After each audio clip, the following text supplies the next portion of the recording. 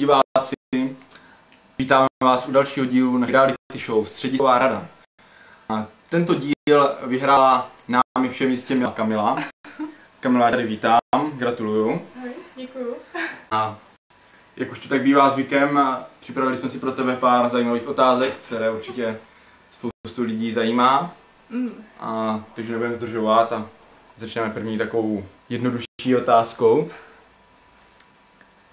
Takže zkus teď zamyslet, kdyby jsi mohla vybrat ty nějaké vlastnosti, které jsi měla, když jsi byla malou světluškou, takových 7-8 let, a jaké by to byly?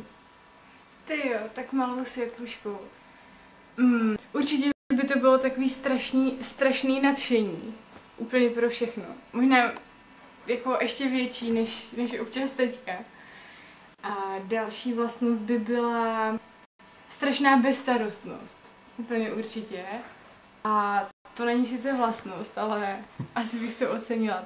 Takový to minimum povinností a o nic se nestarat a na nic nemyslet a nedomýšlet věci. To bylo určitě skvělý, to by si přál každý. A ta třetí? Ty jo, třetí, to ještě nestačilo.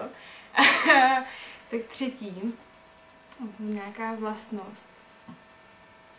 Já nevím, já myslím, že asi jsem stejná, jakože ty vlastnosti zůstávají, že prostě člověk ty vlastnosti nějak moc nezůstává. Ještě si nedospěla? Ne, vůbec. Dobře, tak přejdeme k další otázce, ta už je taková trošičku víc na tělo. A moc by určitě všechny zajímal tvůj největší prohřešek proti skautské myšlence, proti skautským ideálům a principům, tvůj osobní. Můj úplně osobní, tak já teda nevím, jakože s prohřeškem člověk jako nerad, tak jako to tahuje na světlo. Ale myslím si, že když jsem nad tím přemýšlela, jakože vyloženě proti nějaké té skautské myšlence, tak to nevím. Každopádně myslím si, že jeden z takových opravdu prohřešků, z kterých se teď stydím a se týká, tak je to, že když jsem byla, možná ta světluška, když jsem byla v pubertě, tak to bylo určitě, že jsem si za to, že jsem skaut styděla. Že jsem to neříkala, že jsem kroj nerada nosila a že jsem se za to prostě styděla. Tak teď se za to rozhodně nestydím a jsem ráda a doufám, že tenhle prohřešek. Děkujeme, to bylo velmi zajímavé.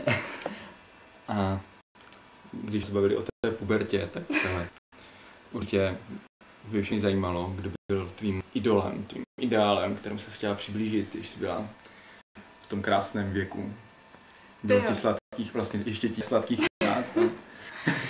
No, já teda nevím, jestli to byly přímo idoly, ale třeba můj první koncert v životě, kterým jsem byla, a to jsem byla opravdu hodně v pubertě, tak jsem byla na Lunetikách a strašně jsem to dožívala, takže...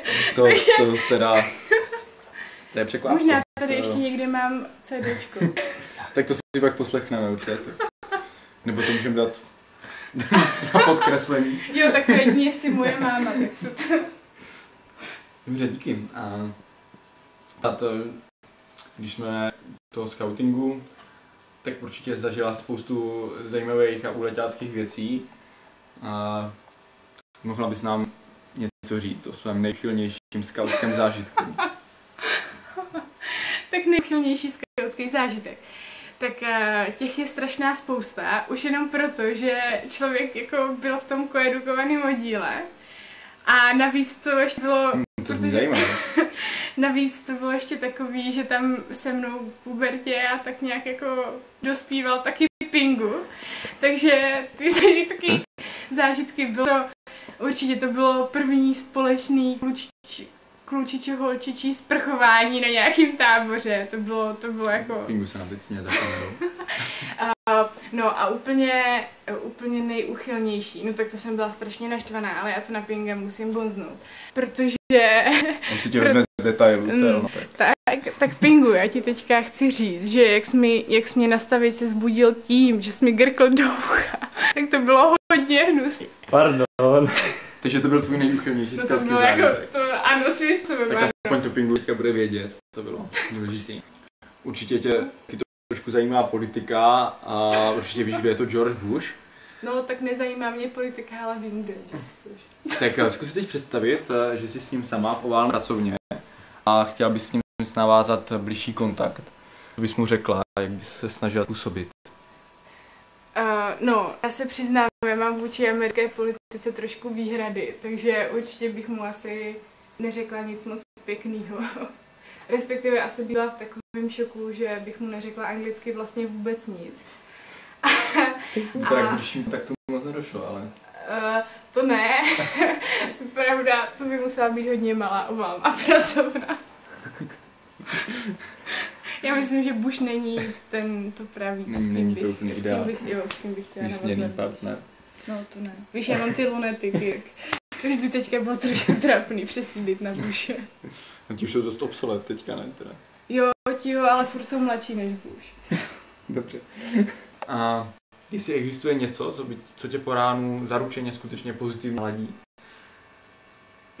Jo, já myslím, že já strašně miluju, když se jednak vzbudím, když sama chci, tak to je takový první bod, který mi dodá takovou energii do toho dne. No a druhá věc je třeba sluníčko, že mě vzbudí sluníčko, nějaký krásný den, a dobře mě naladí nějaká myšlenka na to, co se na ten, jako v tom dní těším.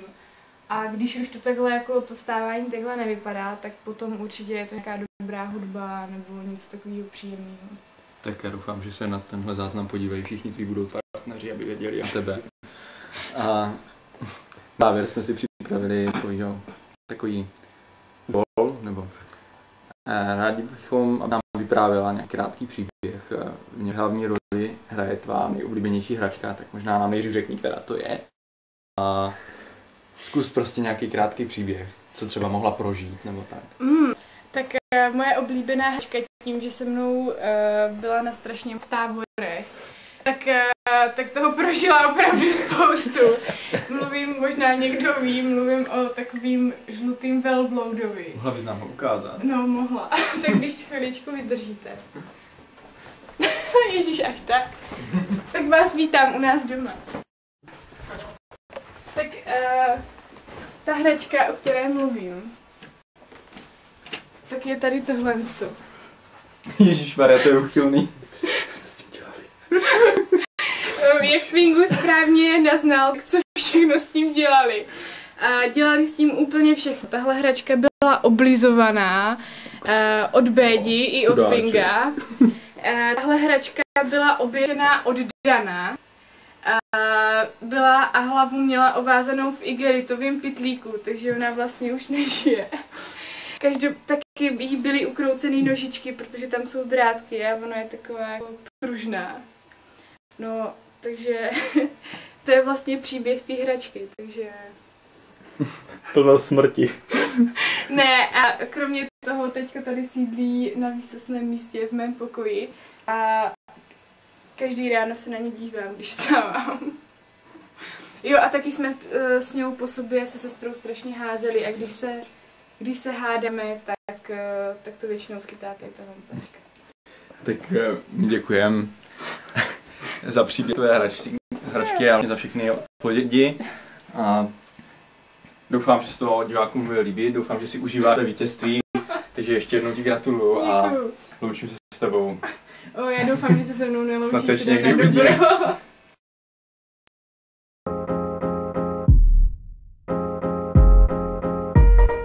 Vnukne ti nápad stejně jako teď nám bude vždycky doprovázet.